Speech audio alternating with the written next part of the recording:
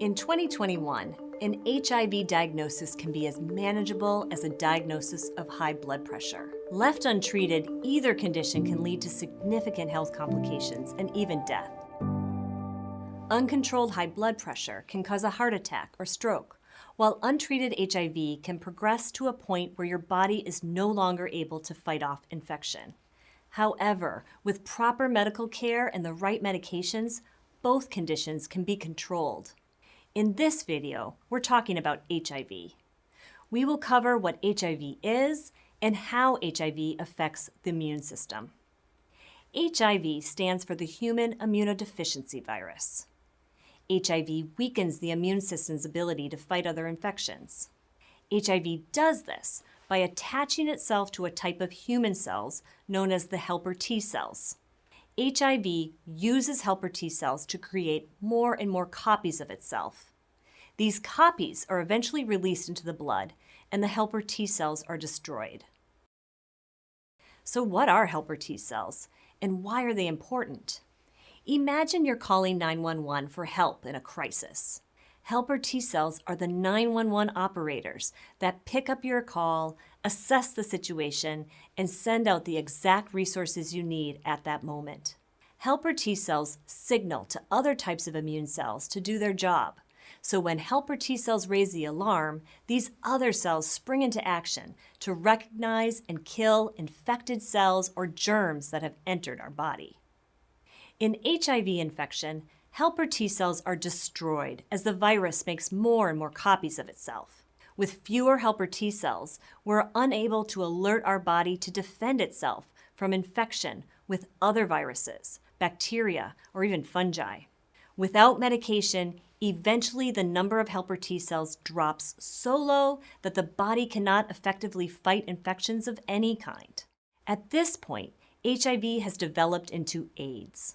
AIDS stands for Acquired Immunodeficiency Syndrome, and the progression from HIV to AIDS usually takes about 8 to 10 years without treatment. Let's break that down a little bit more. There are 3 stages of HIV: acute HIV infection, chronic HIV infection, and lastly, AIDS. Stage 1 is the acute HIV infection. This stage will begin as early as 2 to 4 weeks after contracting HIV.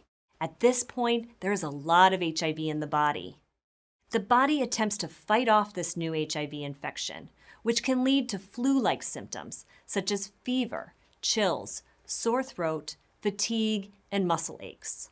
Other possible symptoms include night sweats, rashes, swollen lymph nodes, or ulcers in your mouth. However, many people with acute HIV develop no symptoms at all. Stage 2 is the chronic HIV infection. HIV is reproducing at very low levels, and helper T cells slowly but progressively decline.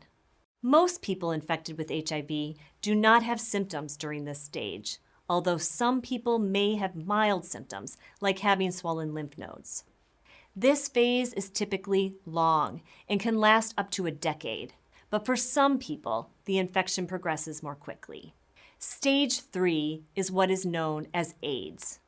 This is the most severe stage in which our immune system is so badly damaged, we're unable to fight off infections due to other viruses, bacteria, or fungi.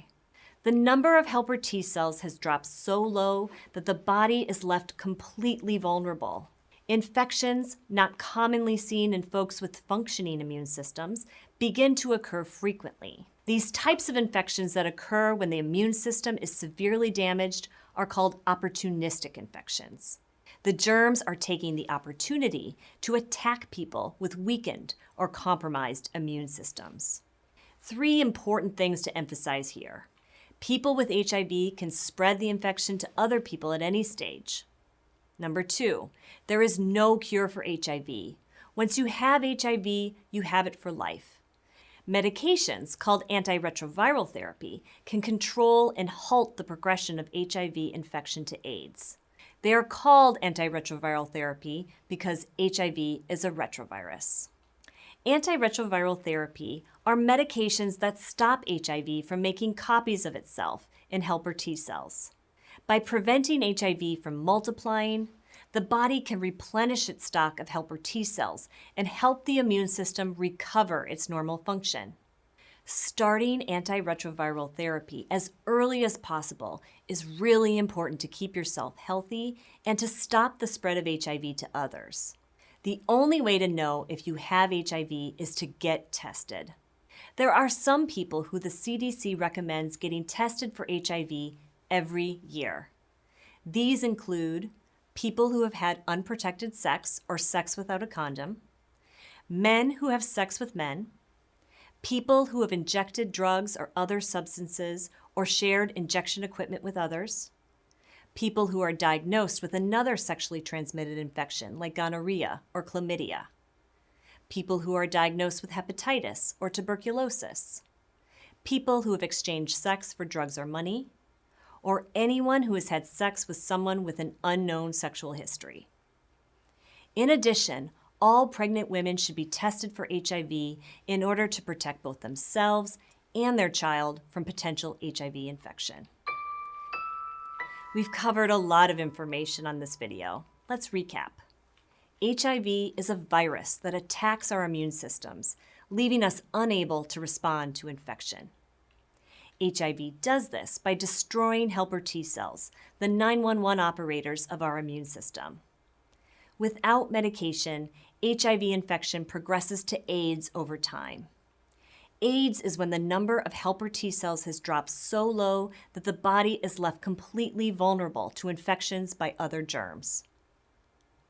Antiretroviral therapy are medications that stop HIV from destroying helper T cells, allowing our immune system to return to normal function. The only way to know if you have HIV is to get tested. Reach out to your healthcare provider if you have questions or concerns, or visit the CDC's website on HIV for more information.